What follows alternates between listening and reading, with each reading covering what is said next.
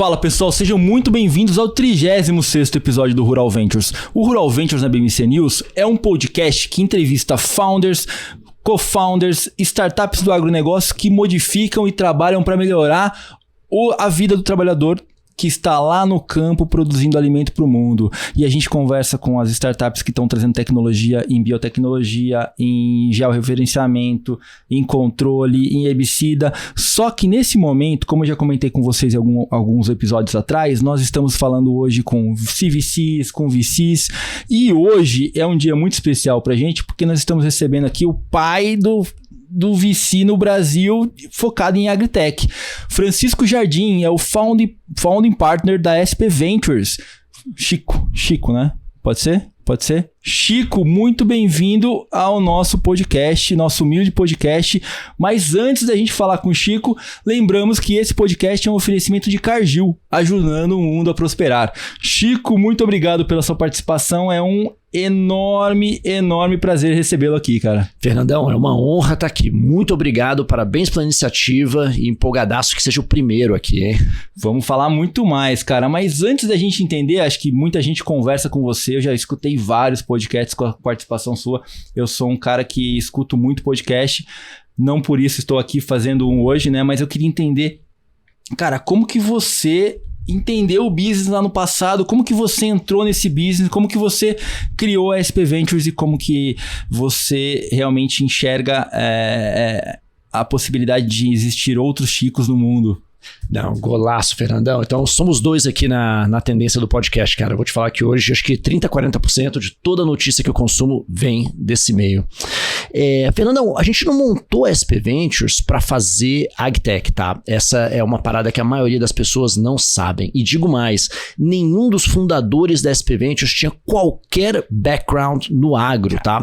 A gente montou o business para copiar o modelo de financiamento à ciência aplicada que os americanos inventaram e que decolou de uma região do norte da Califórnia chamada Vale do Silício e que se mostrou nos últimos 50, 60 anos como o método mais eficiente da história da humanidade para financiar o progresso, para financiar o empreendedorismo e para financiar a ciência, tá? E a gente começou replicando isso aqui no Brasil, cara, e aí, para nossa descoberta, e realmente foi sem nenhum viés, o que a gente tem de mais próximo do Vale do Silício aqui no Brasil é o agronegócio.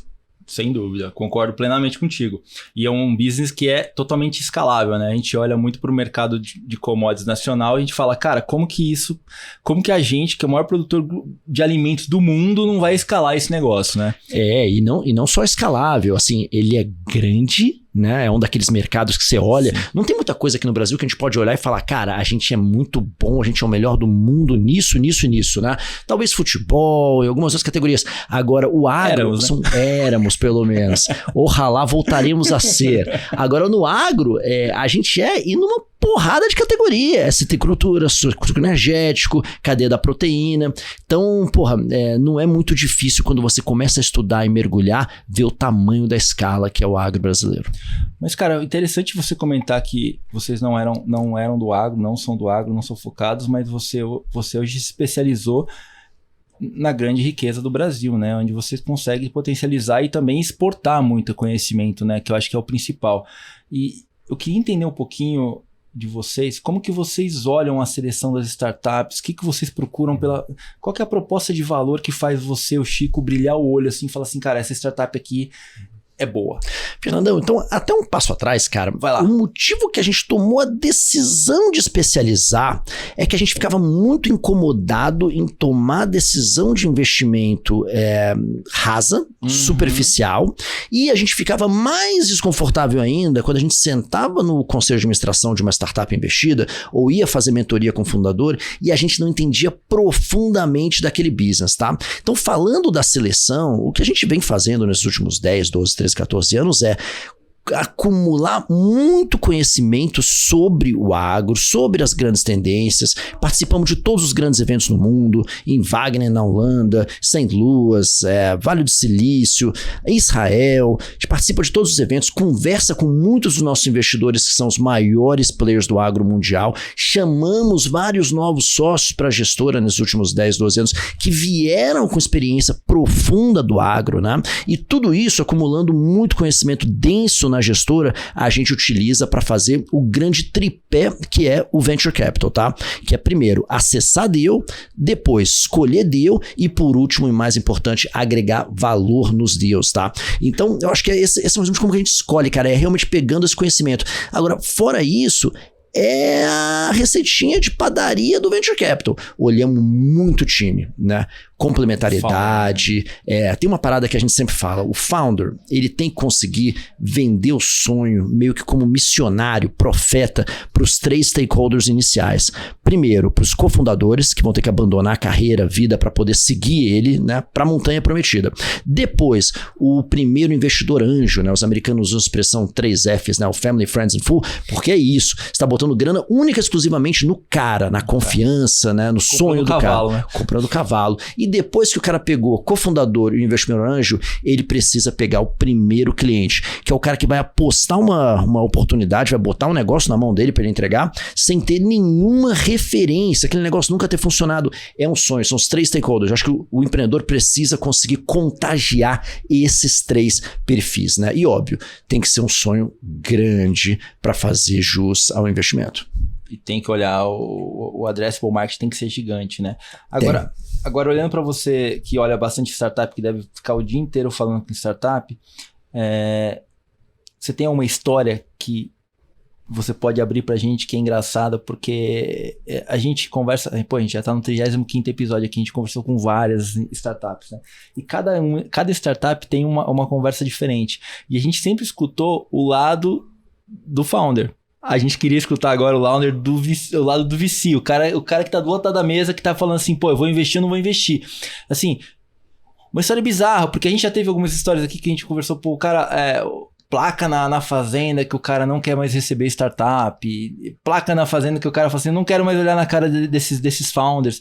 E eu queria entender, assim, escutar de você algum caso que você tenha conversado com um founder e que de bate pronto você falou assim, cara, esse cara aqui eu vou colocar grana e ele tem é o cara que te vendeu no primeiro minuto. Porque é o founder, né? É o founder. Eu vou até te contar uma outra história, mas que segue essa linha do aprendizado e que bateu aquele estalo, né? Show. Uma coisa que marca profundamente o investidor não é os deals que dão errado, tá? Esse é um business de errar muito mais do que a gente acerta. Sim, o que acontece é que a gente tem que acertar grande quando a gente acerta. Então nada tira mais sono do investidor, nada deixa o investidor mais traumatizado, mais torturado do que aquela grande oportunidade que a gente disse não e que a gente tem que ver todo dia na TV o resultado daquilo, né? O Vale do Silício é cheio disso, eu chamo de portfólio negativo, tá? Sim. O Vale do Silício é cheio desses, né? Daquele grande investidor que deixou passar o Google, que deixou passar a Apple, que deixou passar a Intel e tal. Em 2015, né? 2014, 15, a gente ainda tinha um bolso ali que era para tecnologias que poderiam revolucionar o agro, mas não necessariamente ainda estavam no agro. E a gente tinha uma startup que estava na nossa mesa, tinha colocado um preço de 30 milhões de reais, né, de valuation para a gente fazer uma rodada, um seed, na época era considerado Série A, e era na área de cripto, o negócio chamava Mercado Bitcoin. E a gente optou, né, pensando, olhando o time, olhando oportunidade de mercado, ainda tinha um risco de regulação muito grande, tinha um risco de criptomoeda estar sendo usada para lavar dinheiro, e por causa de todos esses riscos, a gente tomou a decisão de passar. Exatamente 6 anos depois, eu estava sentado, com meu celular na mão, eu recebo um desses pushes, né, de notícias, que eles tinham acabado de fazer uma rodada com o SoftBank a 10 bi, tá? A 10 bi de valuation, tá? Esse negócio teria dado para a SP Ventures, né, para nossa firma, mais de 100 milhões de carry, né, de taxa de performance, né, e teria sido uma grande porrada. Bem, por que eu peguei esse ponto? Fast forward isso para 2021, a gente está conversando com um empreendedor que estudou em Stanford, no Brasil, tinha montado uma startup exatamente 1 ano antes, na área de criptomoedas, crédito de carbono, chamada Moss Earth, tá? Era um negócio que todo mundo falava que podia ter fraude, que podia ter problema aqui, problema ali. A gente fez a diligência, bateu o olho, não conseguiu encontrar nada, e aí bateu aquele déjà vu falando, cara, esse daqui a gente não pode perder de novo não, vamos fazer. Então, eu acho que o Venture Capital, ele é um business que você aprende aprende errando, né? E os erros como esse que a gente teve no mercado Bitcoin, ele deixa uma cicatriz muito profunda. E aquelas cicatrizes são que você tem que resgatar na hora de ver uma nova baleia passando e aproveitar a oportunidade. Lembrando, o mais importante de Venture Capital, esse é um jogo de volatilidade, é um jogo de opções, né? O máximo que a gente pode perder é uma vez o que a gente colocou. E quando você vê os casos do Vale do Silício, e aqui, um Caseco no Nubank, etc., você ganha centenas, para não dizer milhares de vezes o que você investiu. Então, o que você quer no portfólio é risco. Quando você vê um novo mercado surgindo, uma nova tecnologia tão empolgante, você não pode sair da mesa por causa do risco. Você quer risco. E essa foi uma lição importantíssima. E hoje o que a gente busca, óbvio, é risco com alinhamento de valores. E Venture Capital é uma classe de investimento totalmente voltada a risco, né? O cara que investe em Venture Capital é o cara que já investiu em todos os outros ativos financeiros, de risco, exposição, imobiliário, e o cara fala assim, não, eu tenho apetite, eu quero um pouco mais, né? Basicamente é isso, né? E você está investindo na fase mais inicial da vida empresarial, que é onde a taxa de mortalidade é maior. Além disso, está investindo em coisas que as grandes companhias ainda não enxergaram, ou seja, porque são muito arriscadas. Você está correndo o risco que as grandes companhias não têm mais DNA para correr. As empresas, quando elas vão ficando grandes, elas vão perdendo aquele DNA do fundador de ser ousado, de arriscar, de fazer coisas fora da caixa. E é naquele momento que a gente tem que estar apoiando, investindo. Brilho, né? E onde a taxa de mortalidade é maior, mas isso é o Venture Capital e é por isso que esse modelo que os americanos criaram empurra tanto a fronteira do progresso humano. A gente olha pelas tecnologias que têm vindo do Vale do Silício que modificaram a nossa vida, né? Então, Tesla, entre outros, né? Mas não vou entrar no detalhe aqui. Mas uma coisa que você falou das grandes empresas, e é uma pergunta que eu faço direto e tem essa recorrência porque eu quero entender a visão de cada pessoa. Você acha que o agro, as agritechs, tem a possibilidade de virarem unicórnio, mesmo com tantas empresas gigantes que olham esse setor e que falam, aquele business ali pode ser disruptivo, tá tão grande que pode corroer o meu mercado aqui, é melhor eu comprar esse cara. E aí a gente vê que o crescimento do unicórnio ele pode ser vedado por conta dessas empresas que comem esse cara no meio do caminho. Você acha que existe a possibilidade de existirem vários unicórnios no agro, ou as empresas que têm tanto caixa como a gente conhece, elas vão abocanhar no meio do caminho essas startups? Fernandão, você acabou de falar uma coisa brilhante, tá? Que infelizmente, eu acho que as empresas do agro ainda não acordaram aqui, tá? Mas já acordaram lá fora, tá? Que o ambiente corporativo ele ficou muito mais arriscado para as grandes empresas. As empresas são muito mais vulneráveis a grandes disrupções tecnológicas. Isso nas últimas décadas aconteceu, tanto que as empresas ficam no SP500 muito menos tempo, sim, né? Então, isso primeiro é fato. Segundo, quando a gente vê como que as gigantes do Vale do Silício descobriram que elas conseguem se perenizar e sobreviver, é via exatamente isso que você falou, é via as aquisições. Eu acho que o exemplo que a gente sempre escuta é o exemplo do Instagram e do Facebook, né? E é interessante porque quando o Facebook pagou mais de $1 bilhão no Instagram, que tinha 12, 13 funcionários, não gerava uma boleta de receita, todo mundo chamou o pessoal do Facebook de burro, louco, irresponsável e tal. Hoje é amplamente considerado uma das aquisições mais bem-sucedidas da história da humanidade, né? Você vê como apostar em inovação, em tecnologia, normalmente tem essa figura. Você vai de louco para gênio em alguns poucos anos, né? E de gênio para louco. Ou de gênio para louco, exatamente. Então, o que a gente acha nessa linha?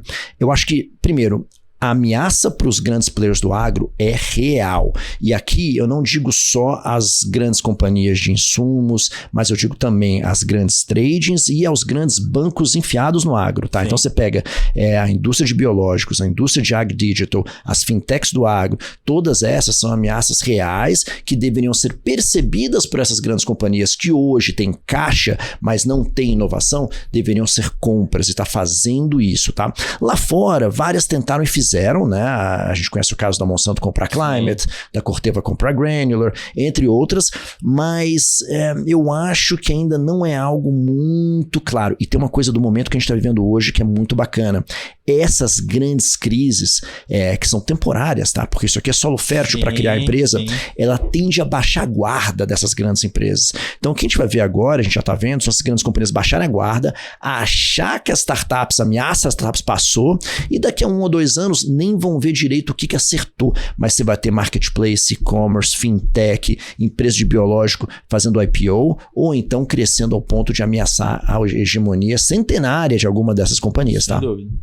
E o grande ponto é exatamente esse, né? Eles estão numa conformidade, né? Numa tranquilidade, né? E estão com caixa, deveriam estar apostando cada vez mais, mas eu acho que o apostar que você comentou até que acontece nos Estados Unidos, como a Climate, o cara quando compra, você não acha que ele acaba matando a empresa?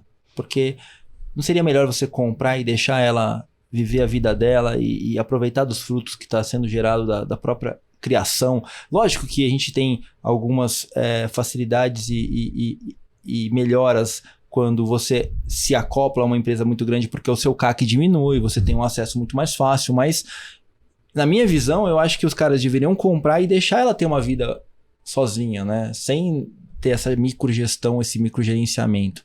Não sei como que você enxerga isso. É um ponto excelente. Eu acho que a aquisição ela tem que ser ofensiva e defensiva, tá? Então, a parte defensiva é essa, de tirar um adversário imediato, uma morte da frente. Agora, tem que ter o aspecto ofensivo. O aspecto ofensivo, Fernandão, ele significa que você está comprando capability para a tua companhia.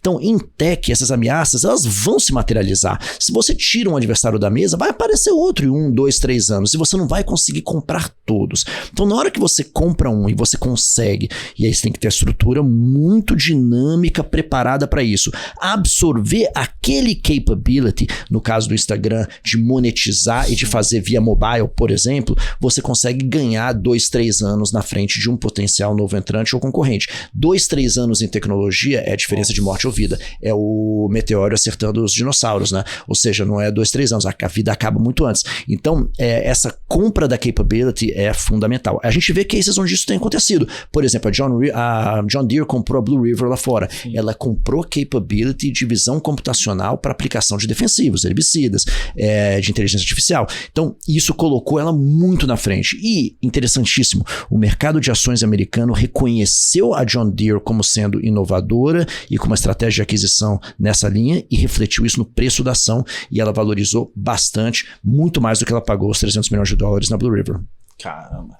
Isso é importante, né? O mercado está entendendo que o mundo de startups ele faz parte da estratégia da companhia, né? E o mercado de capitais entender isso é valorização das ações. Então, isso para a gente é super importante. Total. E aí significa a estratégia de inovação, ela ser não só P&D interno, ela ser uma estratégia de M&A, ela ser uma estratégia de corporate venture, investir direto em startup, investir em fundos que investem em startups e conseguir ter o horizonte mais amplo para o que está acontecendo e conseguir ser, não só enxergar, mas agir em cima do que está acontecendo.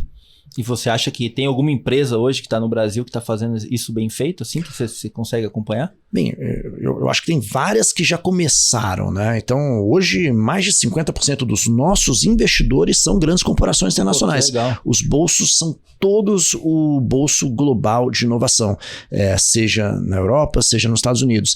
E aí, eu acho que é um reconhecimento de 2 ou 3 coisas. A primeira, dessa ameaça ser real, e segundo, que essa ameaça pode e provavelmente virá e nascerá na nossa geografia aqui no Brasil. Hoje nós somos o grande celeiro não só de commodities, mas também de inovação, né? Total. Principalmente a agricultura tropical, que é uma das grandes fronteiras agrícolas do mundo. E a SP Ventures trabalha somente com o Brasil ou trabalha com a América Latina inteira?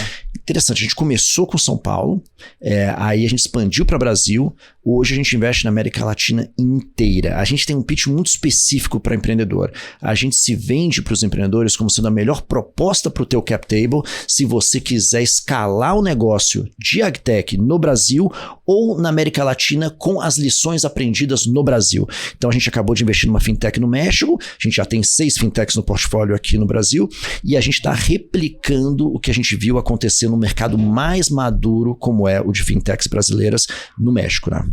Maravilha, muito legal. Falando em fintech, você chegou a ver essa nova regulação do Banco Central, que deu aquela mudadinha na taxa lá, e você acha que isso vai influenciar também para o agro? Porque o agro tem uma visão diferente, né? O agro tem uma visão de crédito, né? Que é a grande deficiência do nosso mercado. Você acha que as fintechs que estão olhando para o crédito hoje, elas vão ampliar o portfólio e vão acabar comparando com Nubank da vida ou outras empresas? Fernando, essa tem sido uma discussão recorrente. Muito investidor nosso pergunta, né? Não só os ajustes de regulação, mas também como que as fintechs estão se comportando com o aumento na taxa de juros, né? Que em tese começa a tornar uma das vantagens competitivas que elas tiveram nos últimos anos, que é poder acessar o mercado de capitais com custo mais barato, começa a nivelar, sendo que os bancos têm fontes de captação mais pulverizadas, diversificadas, não conseguem manter o custo mais baixo, né? O que a gente tem visto, tá? O fenômeno das fintechs, das agfintechs, nesse caso, né? Ele é muito mais amplo, tá? A gente começou a investir nelas em 2016, 2017 e elas realmente explodiram pós-pandemia. Sim. Então, nos últimos 2 anos, a gente viu um crescimento muito grande. Ele é decorrente de várias coisas, esse fenômeno, tá? Primeiro, a digitalização abrangente no campo, tá? Na hora que o campo fica mais digitalizado, você consegue ganhar eficiência em todas as etapas do serviço financeiro produtor. Na originação, no scoring de crédito, na concessão, no monitoramento pós-concessão e no collection, tá? Você consegue fazer isso tudo mais eficiente no digital. Segundo, tem uma desregulamentação contínua muito forte. Tanto a que está acontecendo no mercado financeiro completo, de Pix, Open Banking, tudo isso, até coisas muito específicas no agro, como a CPR digital e o FIAGRO, né? A chacoalhada na taxa de juros foi importantíssimo, porque gerou essa inércia, essa subida agora eu acho que vai gerar uma filtragem, um screening em algumas que não eram sustentáveis ou que não criaram modelos sustentáveis, mas aquelas que estão conseguindo oferecer para o produtor uma experiência sem papel, muito mais rápida e com crédito, né, bem serviço, né, custos competitivos, essas têm uma proposta de valor perene. E a gente está vendo um Banco Central que, todavia, e seguindo o mandato dele, que é democratizar o acesso a crédito e criar um sistema financeiro mais resiliente, né, mais democrático, ele está cumprindo o mandato dele, que é promover a competição no setor. Sim. E a gente sempre teve um oligopólio aqui no Brasil, que é uma das coisas, vários fatores que mantêm taxas de juros altas, né? Os grandes bancos são pioneiríssimos e são super eficientes. O Brasil tem um sistema brasileiro de pagamentos, um sistema financeiro fantástico, mas a falta de concorrência faz mal para qualquer setor. E as fintechs vieram para sacudir e gerar melhor custo, melhor termo. Principalmente no agro, que foi sempre comandado pelo Banco do Brasil, né? Exato. A gente vê que não tinha como entrar, né? A gente olha... Bom, a gente recebeu várias startups aqui, algumas delas falando exatamente sobre CPR, sobre peer-to-peer. E aí eu queria entender de você qual que é a sua visão, dado que você é um VC, sobre essas novas modalidades de negócio, de crowdfunding, de peer-to-peer, de formas de que as pessoas ajudam as pessoas a fazerem o business crescer.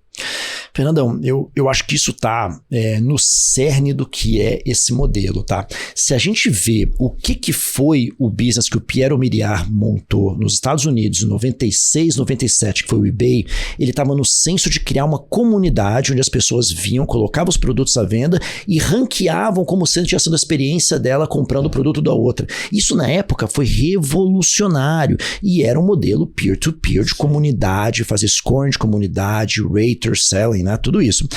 Quando a gente olha hoje o mercado brasileiro, o mercado de capitais do agro, a gente vê a continuidade disso, a evolução desse modelo. Eu não tenho sombra de dúvida. Quando a gente pega crowdfunding, a gente tem uma grande vantagem que eu acho que reforça essa inovação na regulamentação, que foi a CVM, foi colocar uma regulamentação extremamente de vanguarda aqui no Brasil, permitindo esse modelo e regulamentando e atuando, né? O xerife do mercado de capitais conseguiu ser um regulador desse mercado para permitir que ele crescesse e crescesse de forma estruturada. E quando a gente olha um case muito bem sucedido, por exemplo, o Our Crowd em Israel, a gente vê que o crowdfunding não é um negócio para financiar startups que não captaram dinheiro com grandes fundos. Pelo contrário, o crowdfunding está ali para oferecer competição aos fundos de venture capital, trazendo mais liquidez para o ecossistema, melhorando a capacidade dos empreendedores de levantar dinheiro e, no final, servindo como mais um complemento nas rodadas de financiamento e melhorando o ecossistema como um todo. Isso é um ponto importante que você levantou, é que ele não é um competidor. Na verdade, o VC pode participar dentro do crowdfunding, né? Então ele puxa, né, a rodada, né? Ele valoriza o business, né? E acho que é super importante isso. Até puxando esse ponto, esse podcast também é um oferecimento de Arara Seed, a plataforma do crowdfunding do agronegócio. Falando de agronegócio, eu queria te perguntar, que eu acho que é uma pergunta que todo mundo se faz: quantas startups você fala por dia? Uau, são muitas, tá? São muitas. Eu acho que primeiro você vira a chave, né? Quando você começa um negócio, você conversa com 6, 8 startups, todas pedindo dinheiro. Hoje, eu converso com muita startup que já está no portfólio, né? Há muitos anos atrás, quando a gente começou esse negócio, era tudo por telefone, por e-mail e presencial. Hoje, com a escala que a mobilidade e as formas de comunicação alternativas trouxeram, a gente tem hoje um grupo de WhatsApp com management e com conselho de todas as nossas investidas. A gente já investiu em mais de 40 e poucas companhias, tá? E estamos investindo em pelo menos uma a cada 2 meses hoje, então crescendo bastante. Então hoje eu converso com dezenas de startups todo dia, entre as que estão no portfólio e novas. E lembrando, quando a gente expandiu o escopo geográfico da casa para investir do México até a Argentina, hoje a gente recebe negócios também, startups de agroalimentos, de toda a cadeia, toda essa região. Então é muita startup. E lembrando como que a gente define o nosso escopo do que é o agronegócio, tá? As 2 grandes cadeias, proteína vegetal e proteína animal, em qual estágio da cadeia o negócio está, se ele está dentro da porteira ou se ele está fora da porteira. Legal. E qual perfil, tipo da tecnologia que gera escalabilidade e vantagem competitiva, se é digital ou se é ciência da vida. Nesse escopo aí, tem muita startup. Não, a tese é abrangente, né? E você, quando você olha, completando a tese sua, né? Qual que é o ticket médio, qual que é o estágio de maturidade dessa startup para vocês entrarem hoje? Se você olhar onde que a gente começou, tal, vai ter muito investimento no que a gente chama de pré-seed e seed, né? Que é investir até no PowerPoint e no comecinho da vida da companhia. No momento que o ecossistema foi se desenvolvendo e você foi criando a esteira de financiamento aqui no Brasil, de capital investidor anjo, né, até os investidores em estágios mais avançados, e a qualidade e a densidade do movimento empreendedor também foi aumentando, com empreendedores mais qualificados, mais estruturados, a gente foi encontrando o que a gente considera ser o nosso equilíbrio como investidor. O que eu defino como equilíbrio? É onde a gente tem mais capacidade de originar bons negócios, de avaliar esses negócios antes dos outros investidores e também de agregar valor para essas companhias com grande qualidade, né?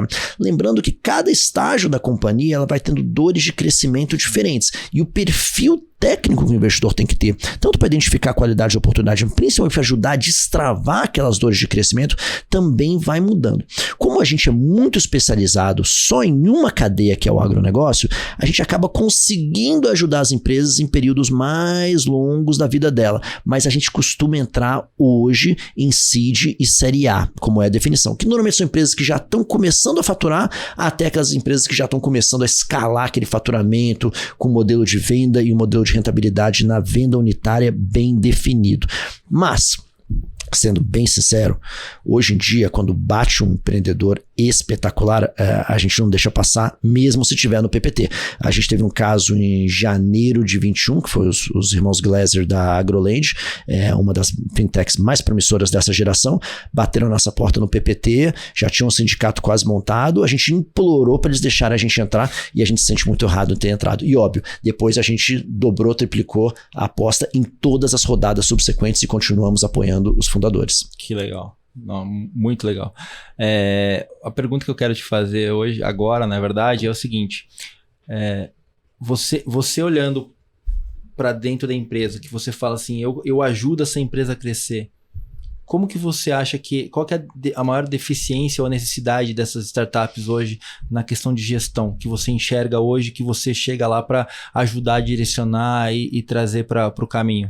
Fernandão, eu acho que uma coisa que torna o Venture Capital tão especial e artesanal é que os problemas não são padronizados. Então, acho que uma coisa importante, muda de empresa para empresa, né? Cada uma tem fortalezas, deficiências e você tem que dar uma ajustada nesse ponto.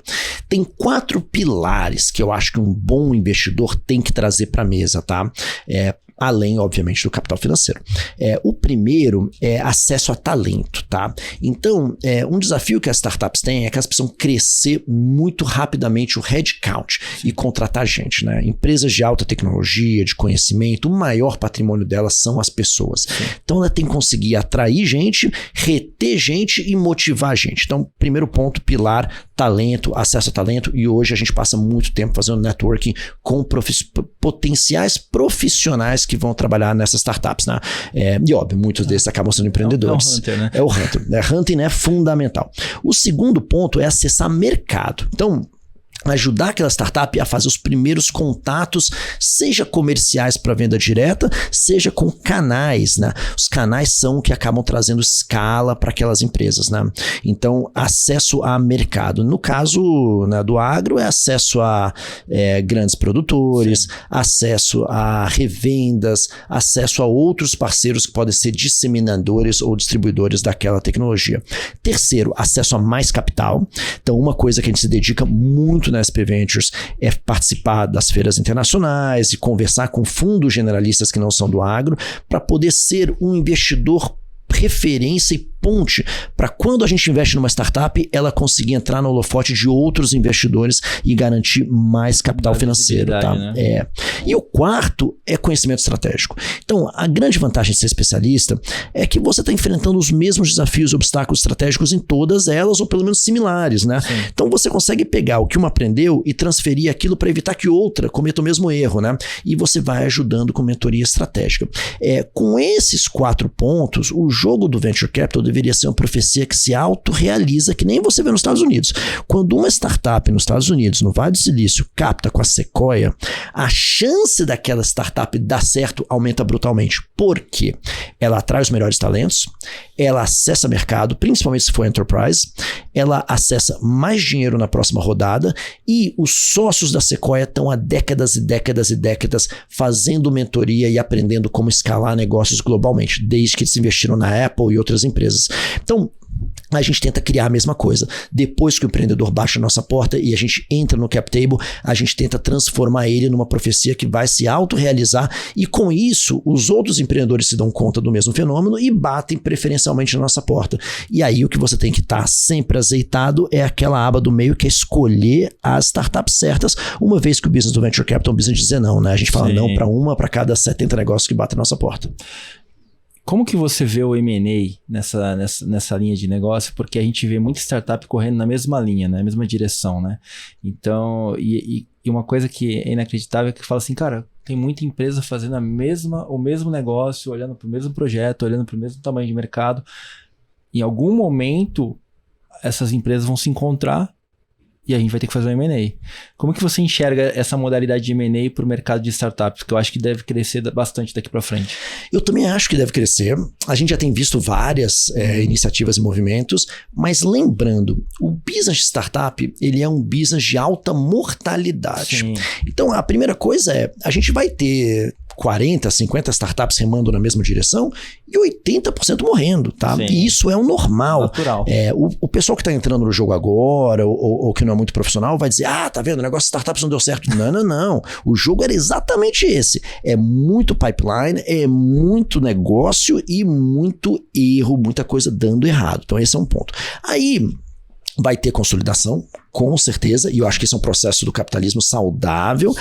Agora, você tem que ter uma figura que é o grande vencedor, que é o que a gente chama como consolidador. Se você pega, a gente citou aqui o caso do Facebook com o Instagram, mas tem a Amazon, tem a Apple, tem o Google, para não citar outros, tem a Cisco, esses caras que venceram de forma muito robusta suas respectivas verticais, se tornaram adquirentes, compraram várias empresas, deram saída para investidores, Sim. liquidez para empreendedores e incorporaram aqueles times, aqueles produtos, aquelas tecnologias dentro do seu core offering, né?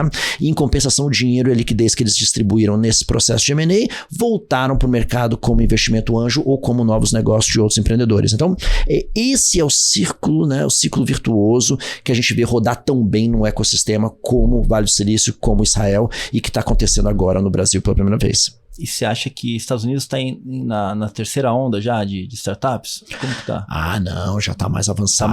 Tá mais avançado. O Venture Capital Startup dos Estados Unidos, acho que a primeira geração, por isso que chamou o Vale do Silício, né? Foi aquela turma que acabou fundando a Intel, né? O Moore, tal, nos anos 60 ainda. Aí, de lá, você teve toda uma explosão que, putz, foi computador pessoal com Apple, teve aí indo para software com Microsoft, teve biotecnologia com Genentech, aí explodiu com internet em 94, 95 com Yahoo, aí acabou indo para mobile social com esses modelos de negócio novos na Uber, e o sharing, crowd sharing como Airbnb. Mas olhando para agro parece ser mais recente, né? Bem mais recente. Então, qual onda você acha que está no agro? O agro, esse é um ponto importante. Eu acho que teve um deslocamento nos últimos 10 anos no agro, onde a inovação se deslocou das grandes companhias para as pequenas, Sim. que é um fenômeno que aconteceu nas outras cadeias já faz bastante tempo. Sim. No agro, isso é recente, tá? E lembrando que esse deslocamento ele é muito importante, porque com essas novas tecnologias é muito importante inovar em dois sentidos, com tecnologia e com modelo de negócio novo. E as grandes companhias são muito engessadas para mudar o seu core business, o modelo de negócio tradicional. Travado, né? Eu diria que a gente está na segunda ou na terceira onda, sendo que a primeira ainda não terminou. Ainda está indo, né? Teve algumas saídas, Sim. mas continua indo. Então eu diria que a gente está na segunda ou terceira onda nos Estados Unidos. No Brasil a gente ainda está assim... Na marola. Na marola. Eu diria que tem uma safra, né? Como a gente fala, os americanos chamam de vintage, né? Que é o vintage 2020 e 2022, tá? Se você pega 2008 e 2009 nos Estados Unidos, foi talvez uma das safras recentes mais espetaculares para o Venture Capital, foi quando você teve Uber, Instagram, Airbnb, WhatsApp e tal. Por quê? Quando você tem grandes crises, você tem solo fértil para startups e para destruição criativa. Porque você tem talento disponível para empreender, você tem mudança comportamental, enfraquecimento de players muito estabelecidos, né? Quando você olha nos Estados Unidos esse passado, isso normalmente está casando com grandes crises econômicas. O que torna 2020 a 2022 um período tão especial? A crise teve origem na saúde. A mudança comportamental foi muito mais acentuada. No agro, a gente falava com um produtor em fevereiro de 2020, vamos fazer um video conference. Você tinha que ajudar o cara a baixar o negócio, ensinar. Você falava com o mesmo produtor em maio, tá? O cara te perguntava qual plataforma você quer usar. Teams, Meet, você tinha todas, ele fazia todas, ele participava de live. Então ele virou um animal digital muito rapidamente, né? E aí você teve a mudança comportamental, a gente faz aquele radar AgTech com a Embrapa Sim. desde 2019, a gente mapeou, durante a pandemia teve mais de uma AgTech nascendo por dia, então o ímpeto empreendedor explodiu, né? E ao mesmo tempo você teve, né, um deslocamento de como que o produtor compra tecnologia. Ele não compra mais, né, com o RTV batendo na porta dele, tomando cafezinho, dirigindo 500 quilômetros numa picape com CAC de 10 mil reais. Não, é marketing digital, é funil, é inside sales. CAC LTV muito mais eficiente. Então, as grandes companhias abriram esse flanco. E esses três fatores, eu acho que a gente vê uma explosão das AgTech de 2020 e 2021 com outro nível. E óbvio, as que vieram da primeira geração aqui no Brasil, de 2015 a 18, 19, elas já estavam com o produtinho pronto e também surfaram essa onda e explodiram. Então, muita startup que não estava talvez indo tão bem até 2020, de 2020 para cá, hockey stick, como eles chamam nos Estados Unidos. Né? Conseguiu surfar uma onda. Né? Opa! Cara, passa muito rápido, a gente tá chegando no final. E antes da gente finalizar, Chico, queria pegar uns insights contigo para ajudar os founders que estão nos escutando. Pô, de que livro que você tá lendo agora, que você acha que é importante o cara tá lendo? Como que ele pode se comportar quando chegar para falar com o VC? O que o VC acha que, assim, cara, é primordial? Tipo assim, aquele cold call, tipo, cara, não faça isso. Dá algumas dicas pro cara que tá nos escutando aqui. Boa, Fernandão. Primeiro, na SP Ventures, a gente tem um negócio que a gente chama livro do mês. Então, Todo mês a gente lê um livro entre time, discute exaustivamente, né? E eu recomendo que toda startup tenha isso para promover a obsessão pelo estudo, né? Esse é um business que a gente tem que estudar, tem que aprender e, putz, é fundamental. Entre os grandes clássicos que eu acho que não pode deixar, eu diria Blitzscaling, eu diria o 0 a 1 do Peter Thiel. Agora, eu tô lendo um agora, que é o nosso livro do mês, desse mês, chama Power Law. É um livro que já tem em português, é um livro que narra a história do Venture Capital desde os anos 60, 50 até hoje, mostrando todos os modelos de negócio diferentes. É um dos livros que está sendo mais comentado no Vale do Silício hoje, tá? E ele é uma baita de uma história de como funciona o capital de risco, como que ele evoluiu até hoje e para onde que ele está indo, e serve muito para entender a cabeça desse motor da inovação, do financiamento da ciência aplicada, que é o Venture Capital, tá? Que animal, muito legal. E uma coisa que o founder não pode fazer com você ou pode fazer diretamente para ter um acesso direto com você? Eu gosto de um dos meus sócios, o Alexandre Stefan, ele sempre fala, né? Ele gosta de deixar o founder ter que usar os seus recursos para chegar nele, né? Porque pra gente, se você consegue chegar, né? Isso é para todo VC, tá? Se você chega no investidor via um outro fundador bem-sucedido do portfólio, você chega no topo da fila, tá? Eu garanto que quem bater no Kazek hoje, recomendado pelo David Vélez, entra no topo da fila, tá? E no nosso caso, igual. Se chega via um Glaser, chega via um Fabrício da Traive, chega via um Luiz Adaime da Moss, chega na frente da fila, tá? Então, conseguir indicação de um empreendedor que vai fazer a triagem. Mas tem outras formas de chegar, pode ser via o investidor, etc. Mas a forma como o empreendedor consegue mostrar a resiliência dele na hora de conseguir o contato e o networking, mostra pra gente como que ele consegue subir na selva e atingir um investidor. Se ele chegou até você, é que ele consegue chegar no cliente, né? Exato, consegue chegar no cliente e consegue chegar no talento. Exatamente. Chico, muito obrigado por participar do nosso episódio. Foi um imenso prazer conversar com você, trocar essa ideia, passar muito rápido, mas eu gostaria de agradecer. E se você quiser deixar um recado pra galera que tá escutando, que quer deixar como entrar em contato, o site, fica à vontade que agora é o seu momento aí. Fernanda, muito obrigado, uma honra estar aqui. Primeira coisa que eu quero falar pra galera é: nunca foi um melhor momento para se empreender no Brasil, tá? As tecnologias estão disponíveis, o capital está disponível, os clientes, o produtor está muito aberto para testar coisas novas. Né? Então, e o AgTech hoje, ele permite não só criar muita riqueza, mas casar, e tem poucas oportunidades na história disso, né? De você casar a criação de riqueza financeira com muito propósito, garantir segurança alimentar, criar uma agricultura de baixo carbono, mais justa, mais resiliente ao clima. Então, primeiro eu recomendo todo mundo que vá empreender, são os empreendedores que vão resolver o problema do nosso país, não são os políticos, então recomendo em primeiro lugar isso. Segundo, venham falar com a gente, se você quiser trabalhar na SP Ventures, se você quiser submeter um business plan pra gente, nosso site é spventures.com.br, nosso Instagram é spventures, né, @spventures, o meu é jardim_spv, estamos no LinkedIn, a gente é multiplataforma, nossos empreendedores também estão aí à disposição, contem conosco, vai ser uma honra engajar. Muito obrigado, Chico, muito obrigado a todos que participaram do episódio, gostaria de agradecer aos nossos amigos e ouvintes, nos sigam no Instagram, @ruralventures_br, e também fique ligado no YouTube da BMC News. Né, Ale? Toda quinta-feira, às 7h45 da manhã, estamos lá. Essa semana vai soltar aí agora nosso episódio com o Chico. Fiquem ligados e aproveitem. Muito obrigado e até a próxima.